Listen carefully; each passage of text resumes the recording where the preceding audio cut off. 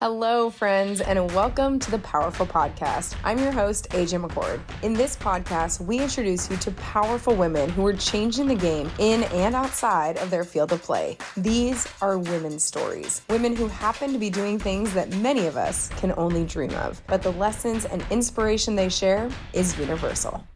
Hello, friends, and welcome back to the Powerful Podcast. I'm your host, AJ McCord, and we are telling you the stories of some of the most badass women in Olympic, extreme, and outdoor sports. And today, we're headed to the W. The WNBA is on the rise, and a big part of that is because of the fashion and the tunnel fits and how much we get to see of these players outside of who they are on the court. The person who's been ahead of the curve on that front is Kristine Anigwe. She is a former WNBA player, currently a fashion designer, a consultant, owns her own business.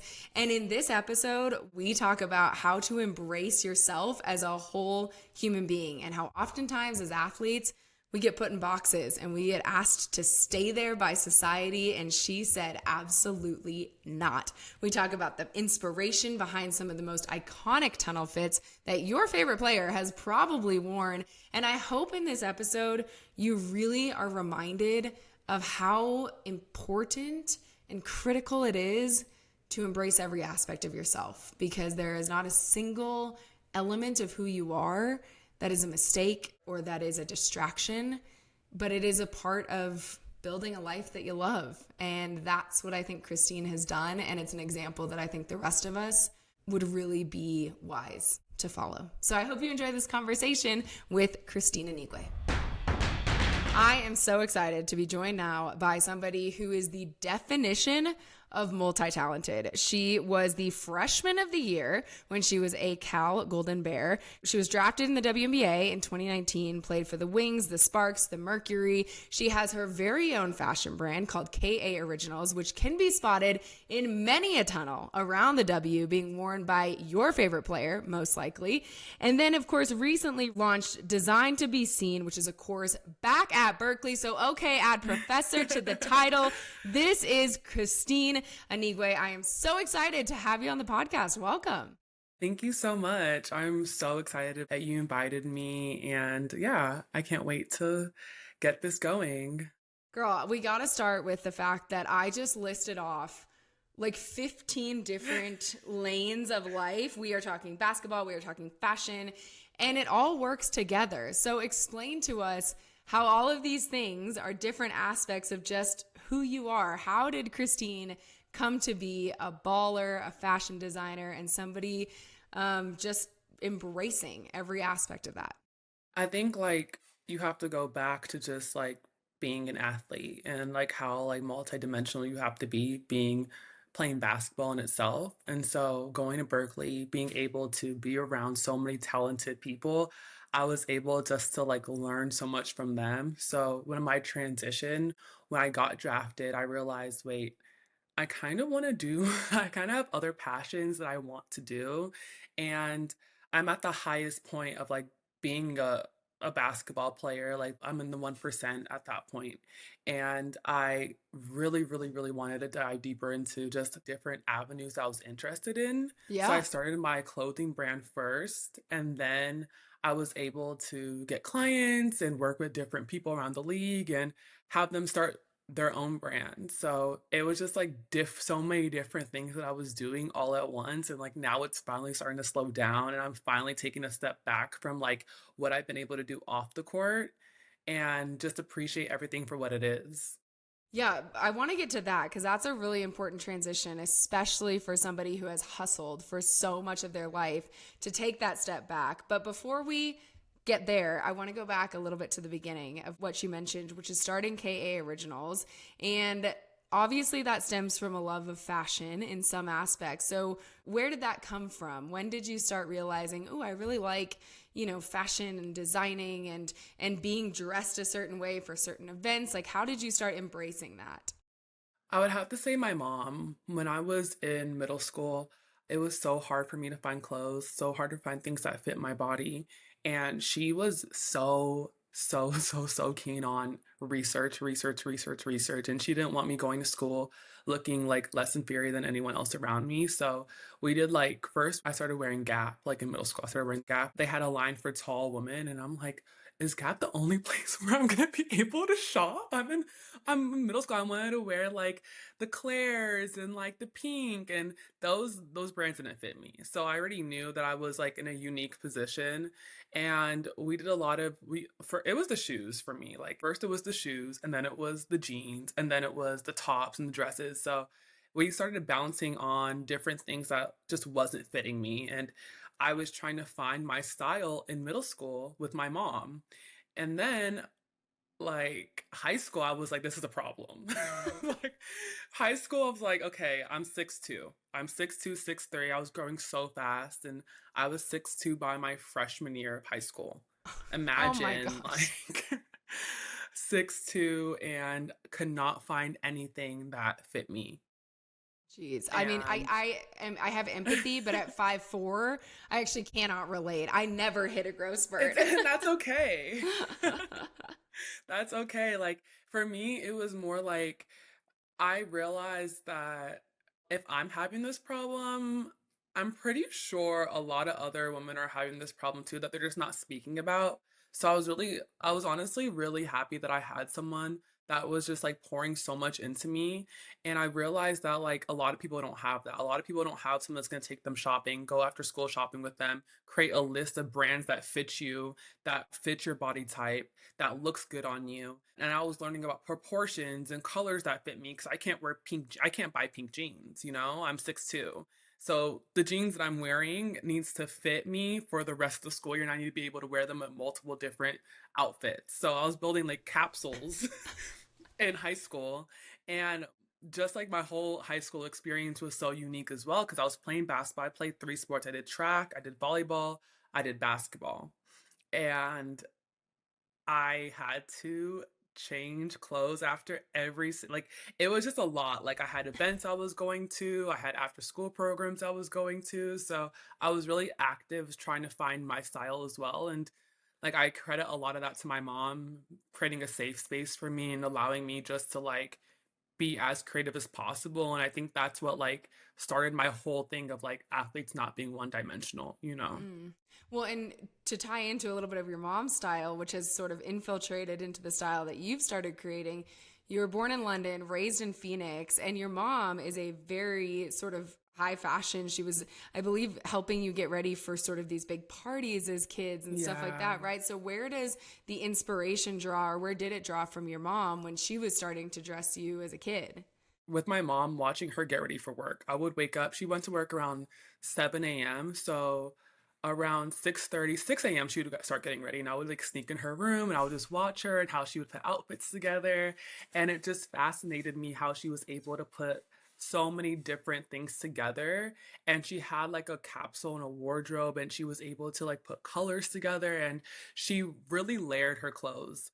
And being in corporate, you kind of have to. You have to be able to go in with the blazer and then like have the button up or the linen top. And then like you have to be able to take that off because it gets hot in the office. So like I was just learning how to dress like that at a very young age. And I think like that's like probably my bread and butter is like dressing super modern just because like that's how she dressed like, and I really want to be like her. But you can't do that in high school. Like people are Mm, staring at you like, why are you're not going to the office, we're going to class. right. So I had my struggles and we pushed through that. And you said it started with the shoes, right? Which led you to sort of Yes. designing your own version of a very popular shoe. Tell me about that. Yeah, Heelys. That was my we went to London that year. My mom bought me and my siblings. I have three siblings, and me and my older brother were the same size. So that was She already like says with a rolled eye, for those of you who are that was listening to the already like podcast, I her was like eyes I rolled think back this in her might be head. I think this might be problematic. Like, Oh so me my and my gosh. brother were the same size from middle school. I was like, okay, like, okay, I guess we're going to be sharing shoes. He cut that down. He was like, I'm not sharing shoes with you. So we had our separate closet, separate wardrobe. I would sneak sometimes and get his stuff. But back to the Heelys. I designed my Heelys because they didn't have a size 11, so you had to custom order a size 12. And I really wanted a white pair, and they did not have my size So and a you white said pair. So I had to design one for myself. And that's kind of like, I just thought that was norm. Again, thinking that this is normal because I'm not really talking to my friends about these challenges I'm having when I'm younger. I'm kind of just going with the flow with it. so what how did you design like did this Healy go from design to execution? Like were we wearing our own shoes that we designed and built to high No, it was school? through Heelys. Okay. It took like 4 weeks. They kept coming back to me. They were like, okay, like we don't have this color. This is how it looks. I was making the prototypes. Um I think like during that time, Converse and Heelys, you were able to design custom shoes, custom colors, but not the shoes. So you're able to design the color, and they would add like an additional like $10 per color. You would add per color, they would add that. So it was like I was trying to get all white, but then I'm a kid, so I started adding like different colors, and it came up to like a crazy amount. My mom's like, "No, you are not buying a pair of shoes for that much money, and you're Yeah. only gonna wear them probably 5 times." And then I realized, when the Heely comes, the wheel is so big, Yeah. and of course, my heel was massive. My heel was so huge, and I could not for the life of me actually roll in them, Oh no. and ended up being an investment that was just for design for the house. You're like, it's all going towards the future, mom. Don't worry about it because this is my Right. first lesson in design and how we have to make sure the prototypes match, what it envisions in my head. That's Exactly. incredible. And I love that your mom just embraced that side of you and was like, hey, I get it. Like, you're tall, you're 6'2". They don't make all these clothes in your size. So let's figure out what you want and go out and build it, right? Like to Go a certain for it. extent, obviously. How did In the that budget. exactly? Like, here's your parameters. Everyone needs to know P&L. This is like early business as well as fashion. But then you go to college, you play at Berkeley, you win freshman of the year, you get drafted in 2019. You play for a myriad of teams, including the Wings, the Sparks, the Mercury.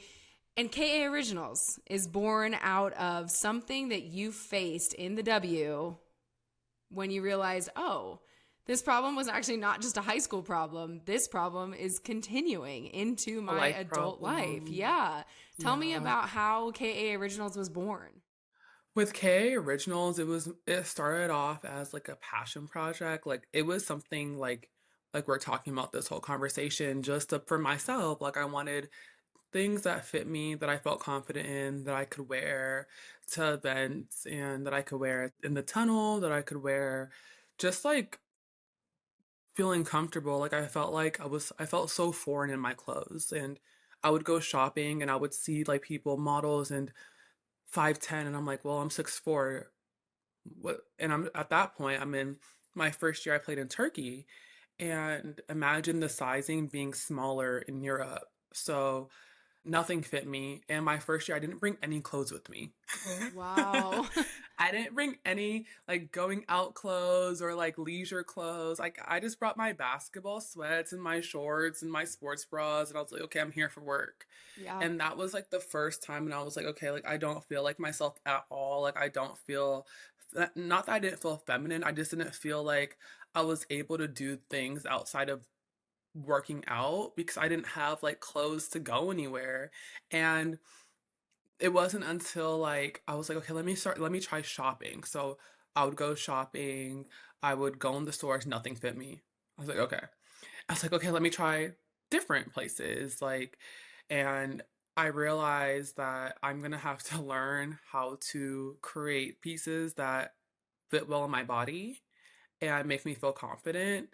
And I never, and I, from that was the first lesson of going overseas. Like, it's not just about playing basketball. Like, I actually want to do other things. And I learned that, like, within the first couple of weeks when I was out there, people don't really tell you that you can actually have a life when you play abroad. You don't have to just like have this tunnel vision focus. You can actually like build a lifestyle where it's not like the highs and lows of basketball are hitting you. You can maintain a nice lifestyle by just like experiencing the culture. And that's what I did. I ended up meeting some of my best friends out there, sharing these different problems, and creating a collection that for myself that was able to help so many other people at the same time. Yeah, you experienced a need and then said, wait a minute, I actually have the skill set to solve this problem, which sounds like such an if A plus B then C, but I think Right. um it's such a statement to your mom and the way you were raised and your own bravery and your own sort of courage to say, why not me? Like, why am I going to wait for someone else to solve this problem? Why don't I Yeah. do it? And I think a lot of people were trying to solve the problem, but my problem wasn't that the clothes didn't fit my waist. It was that the clothes weren't long enough. Mm. And I wanted KA Originals to be like to fill a gap. You know, like everyone can start, you can start a collection, you can start a clothing brand, but you can start anything, but like what are you filling? And for me, it's all about like, do I feel good wearing this? Like, do I feel seen wearing this? Do I feel comfortable? Do I feel confident? And that's literally what I wanted to do. Like, that's all I want. When I wear my clothes, I want to feel those three things like comfortable, confident, and seen. And I think like if you can do that and like if you can fill that gap in like someone else's like life, like you're okay. And yeah. Well, and it's so cool because I feel like, in my competitive life around a lot of gymnasts, that wasn't a problem that our community was dealing with, right? If anything, it was kind of the opposite. We were these small, stocky, athletic builds. And then, but you in the W, you're looking around and you're going, wait a minute, this isn't actually just a me problem. I'm looking at my teammates, I'm looking at my peers, and I'm saying, oh, we're all kind of struggling with this. So how did it Yeah. go from, hey, I'm going to design some clothes for myself, I'm going to wear them, I'm going to really feel, comfortable, confident, and seen, to saying, oh, wait a minute, now we have players from around the W wearing a KA Originals fit in the tunnel. Yeah. What was that growth journey about? It was so special. Like for me, like designing was never about the clothing. It was about like the feeling and like for people to feel like their needs are being met, you know? And when the people were buying KA, like I ended up selling the first collection in weeks, if not months, of me launching that line. And I was able to do that with my teammates. They really believed in me. They poured so much into me. And I remember being teammates with Candace Parker. And I learned a lot of basketball from her, but I learned a lot about just her business mindset. And if I had not been on that LA Sparks team, I don't think K Originals would have existed. So my second collection was colors from Tennessee, but I don't think I ever told her this, but I made two orange suits. One was very, very fitted, and then one had like this like element of streetwear in it. And it was like a thank you to her. Like, thank you for allowing me to be myself. Because if I had not played in LA that year, I would never have started K Originals because I realized then and there, like basketball, yes, it's a vehicle, but also it's a place for you to find yourself, find your voice, find your passion, and try to do something better for other people. And that Candace Parker taught you that. So much. Like she gave me books, she gave me so much confidence. Like at that point I wasn't playing much, but for some reason I ended up getting really close to her and her daughter and her family and just seeing everything that she's been able to do with her platform. I wanted to do just a little bit of that, you know? Like I wanted to do a little bit of that and in my own way. I wanted to do something for people that again like they're not represented in the market of fashion as much as like you said like a 5'7" to 5'10" woman, like that's Mm-hmm. what's considered tall. I'm 6'4".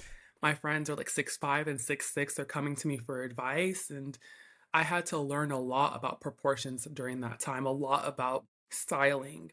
So I had a designer mindset, And then that designer mindset turned into a stylist mindset, and a stylist mindset turned into consulting. So I've been able to bounce in different lanes of fashion, but stay so rooted to like what I'm doing because I've seen someone do that. Mm. Like I've seen Candace do that, like with her platform, be the best basketball player she could possibly be, but also be a mentor, also listen, also pour into others. And that's what I want to do with my platform. And I feel like it's such a testament, not just to Candace and the legacy that she's building just by the Yeah, locker rooms that she's been a part of, but it's also really that ability to embrace being a whole human being. You know, I think so exactly. often we sort of get put at like, oh, hey, this is the one thing that I'm like really good at, I'm really passionate about in this season. But if you don't cultivate all these other things that keep your cup filled, then this one thing that you're really passionate about, really good at, and is serving as kind of the main thing at the time, it's going to end up sucking sort of the life out of you, right? And I think we see that with burnout in corporate America. We see that with athletes who lose the love of the game somewhere along the way. And instead, it sounds like Candace and now you, and it's certainly something that I feel like I'm still not very good at, but I'm trying to embrace it more and more, is embrace every aspect of who you are. Yeah. You don't have to fit in a box. Just because Mm-hmm. you're an athlete, it doesn't mean you can't also be a designer and a consultant at the same exact time. And Yeah. to quote Brene Brown, she always says two things can be true at the same time. And when you let that sink in, that's when you start feeding into your purpose. That's when you really start stepping into, this is who I am. This is not only what I'm providing for myself and my people, but like Candace, this is now how I'm inspiring everyone around me to be the best version, the most whole version of themselves. I really love that. And I love that you kind of like tied that into like your personal story too. And like being able to be like multidimensional. And I say that all the time because like that's what it is. But I also think that a lot of players are prepped to be basketball players. A lot of athletes are prepped to be athletes. But what after?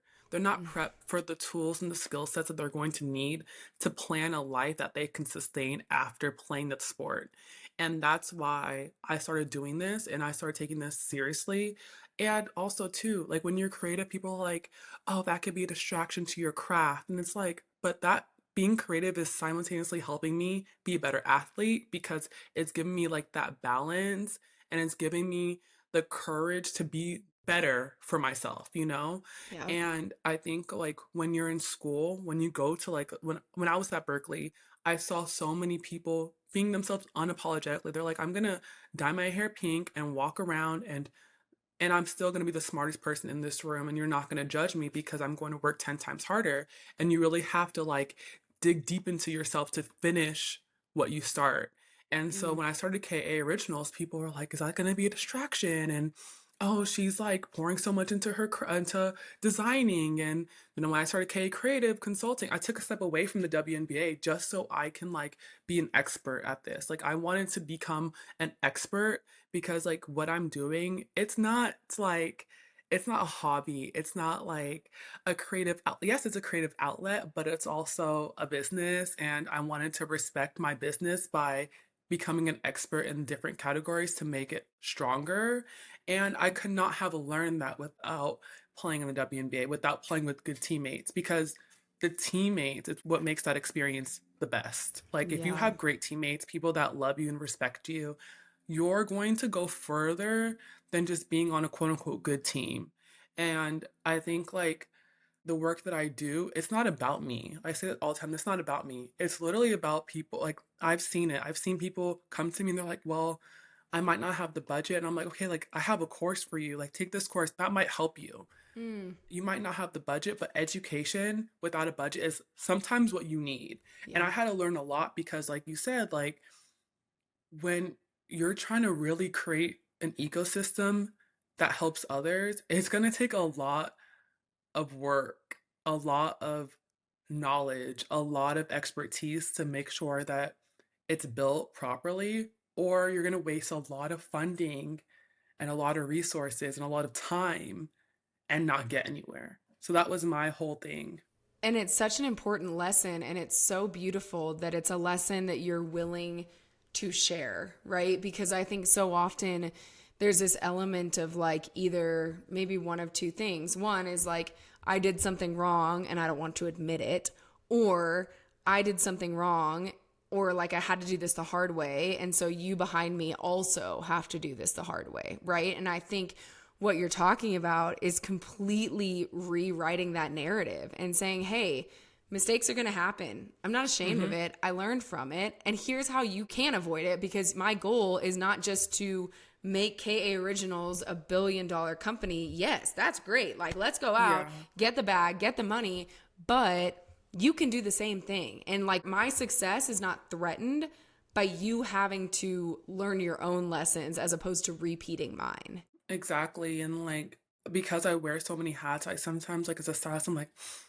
was that the best purchase? Like, do you actually have to buy that? But also, like, I have to come from a different point of view where it's like, maybe like that's how they're expressing their creativity. And I don't want to like diminish them, and I don't want them to feel like I'm trying to erase that part of themselves. So when I speak to my clients, it's so like, that's what sometimes people call me a holistic stylist. They're like, Kristine, it's too deep. Okay, like I'm like, I just really feel like in so many different avenues, creatives in sports, like they just don't trust themselves because like that's how we're wired in a sense of being over prepared. But when you're being creative, you don't have to be over prepared. You just have to trust your instinct, and you just have to build. Yeah. And every single day when you build, you're going to get somewhere. So that's how I do with styling. That's why I do it when I do my consulting services. That's what I do with this course. It's just building, step by step building. And then like at the end, you'll see the result. Maybe in the middle, you might want to stop. But if you keep pushing through that fatigue and that discomfort of not feeling the highest version of yourself, because when you're building, you're not going to feel the highest. You're going to feel so low sometimes, and you're going to want to quit, because I've wanted to quit. Yeah. But in every single service that I offer, I want people to come out better. Even if you don't work with me again, come out better than how you came in working with me. And that's all I want to offer with the services that I provide, and just being in the space, because I know a lot of people take, but I want to give back, but also grow and build for myself. Yeah. And it's such a, again, two things can be true, right? Like you want to grow and build for yourself, and also you want to help grow and build for your clients. And I think you mentioned something about creatives in sports, and it's something that hits so home for me, because I feel like even with the building of the powerful, right?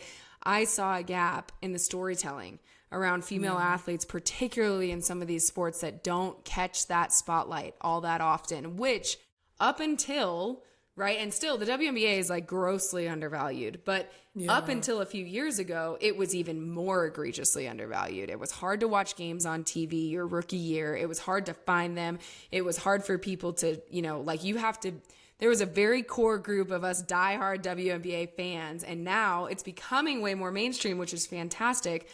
But my whole goal with building the powerful is, how do we fill that gap of storytelling, right? Making sure that people get invested in the human being underneath their favorite team's jersey, because that's how they're going to follow the athlete to Turkey, to Mexico, to wherever they're playing overseas in the off season. And then all of a sudden they come back, the W is stronger, because these fans have become so much more invested in who the athlete is as a person, and not just did the Wings beat the Fever or not, right? Like that's such a surface story. Like you said, like brands and media need to start investing in the athletes, not just as athletes and performers, but in the full aspect, like the full being of an athlete. And I think like when you start seeing athletes as humans, as people that are relatable, then the story starts coming out. Because if you're speaking to me about X's and O's, I probably wouldn't have hopped on this podcast. I'm not gonna lie. But it's because it's a storytelling, and I really can appreciate when a story's being told and you're coming from an authentic place. And I really do appreciate, like I've met so many people in media and PR that are coming from a good place, and they're authentic, and they're really trying to pull more. And I think that's why the WNBA is so special. But I also think that when you're able to peel the onion a little bit more and look deeper into the WNBA, you're going to see a lot of talented women who are so creative and so passionate and so proud of what they do outside of just putting on the jersey. Then you start getting even better stories. And you are the example of that, which is so Thank you. incredible. And I'm so glad that Candace Parker inspired you, that your mom helped invest in you, and that you yourself, Kristine, were brave enough to step into that purpose, because we are so much better for knowing who you are as a person than just seeing you throughout a few years in the WNBA. So I'm so Thank you. grateful for all of the things that you have done to just embrace and showcase being a whole human being, because we are truthfully better for it. And I hope that from listening to your story, others are inspired to embrace every single aspect of who they are. You do not have to be in a box. You can be multidimensional. You will make mistakes, but there are people out there who are trying to make sure you don't make the same ones they did. And that is, Exactly. what else can you ask for? Exactly. And thank you for inviting me on this podcast again. Like, I'm just so appreciative of like people that are like digging deeper, going past like the surface and trying to get stories that are relatable. Cause I think, and I know that I know the fans appreciate it because they want to follow athletes. And I work with so many amazing athletes. I've worked with amazing athletes that have so much more, but they're never asked the question. So they're not gonna give you the answer that you want. Yeah. Well, I'm so excited to see what you do next with KA Originals, what you do with your Thank course at you. Berkeley, how you continue to invest in the next generation of WNBA human beings who happen to be great at basketball, but really good at other things too. And just see where you go from here, because I know that your journey is in the middle of it. And we're so lucky to get a chance to glimpse this and to learn from the hardships that you have shared and the struggles that you faced, and also makes me so much more invested in the successes that I have no doubt are coming down the future.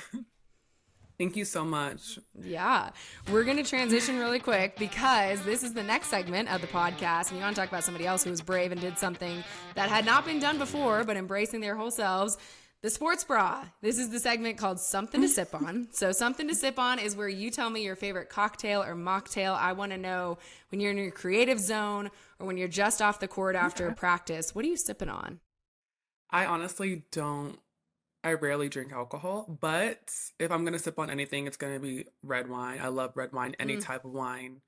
I'm I'm on that healthy but fun type of vibe. yep. Girl, I love the mocktails these days. They are I do coming like a up. mocktail. They're coming up with some really good ones that aren't like super sweet, but have like a little bit of sparkle, a little bit of something at the end of the day that just makes you feel like, oh, this is a treat. I did a day well done. I get a treat.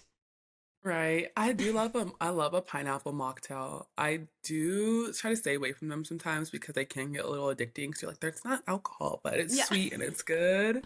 And I try to stay away because I'm trying to lower my sugar count. I But gotcha. I do love a pineapple mocktail, and I do love a red wine, a good red wine. Perfect. Perfect. I love that.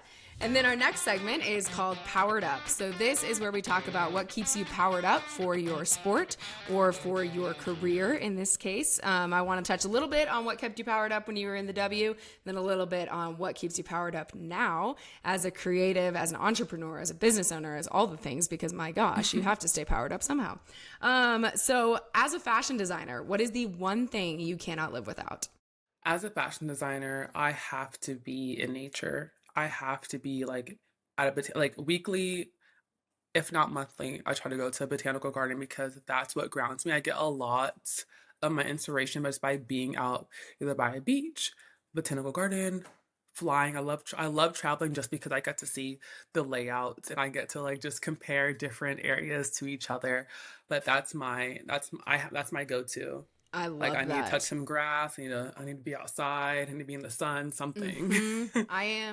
I am a girl who has a little bit of mermaid in her. So I Yes, a need lot of it. yeah, I need to be in water at some point or another to get refueled. What is the one thing that we need to know about the intersection of fashion and the WNBA right now? The intersection of fashion WNBA. I do think we need to be looking deeply at the WNBA tunnel page. I love that they post consistently. I love Valissa. She's the owner of the page and she really does do a good job by storytelling on that page. And you can see your favorite WNBA players, what they wear, the brands they wear, and everything in between. If you go over there and look at her account, it's grown tremendously and she just keeps it current. So, yeah. And if y'all don't think that people's outfits tell a story, you have not. You're wrong. You're wrong. Like, yeah, I have nothing to say other than it's inaccurate. So learn the story behind the fit, because oftentimes you'll learn something. You'll learn something about the person that you're excited to watch walk through the tunnel. And then the last question for Powered Up is, what is the one piece of advice you would tell that girl who worked so hard to design her own set of Heelys? What's the one piece of advice you would give her? Honestly, I would just tell her to keep going. Like, it's okay to be early to the table, you know? A lot of people aren't going to understand you. A lot of people might think you're weird, or everything might be in your head, but keep going, keep proving people wrong, keep proving people right, and stay close to the ones that are pouring into you. That's my advice I would give her. And I still give her. I'm still doing that every single day. That's the on the mirror when I'm getting ready. All right, Kristine, this has been the Powerful Podcast. I want to know, what does powerful mean to you? Powerful is this collaborating community. I love a good community. That's what makes me feel powerful, when I know that I have my community behind me, rooting for me, supporting me, and giving me that extra inch to get to where I need to be, because I could never do this alone. Yeah. Without my community, I would be nothing, and being able to grow with them and being able to watch me grow and has been just amazing. Ugh, I love that. Well, thank you so much for being a part of our powerful community. It means the world to me, and I'm so grateful that you took the time to do this podcast, share your story, and I cannot wait to see the next capsule, the next fit, the next place. Thank you so much. I love this. Yeah. Thank you, everybody, for watching for listening to the Powerful Podcast. We'll see y'all next week. This is a reminder to check us out every Tuesday, everywhere you get your podcasts. And if you really enjoy this and don't want to miss an episode, be sure to hit that subscribe button.